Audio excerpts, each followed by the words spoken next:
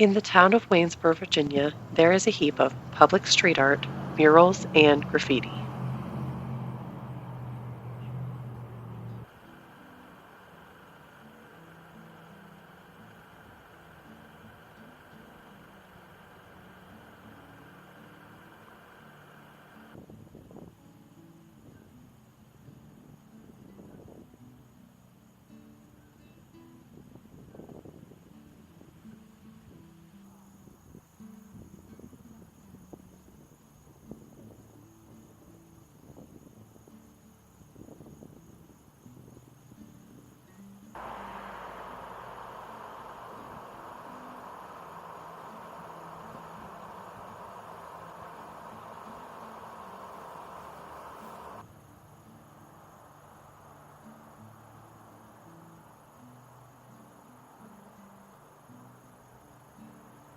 We chose just a few around town to showcase here.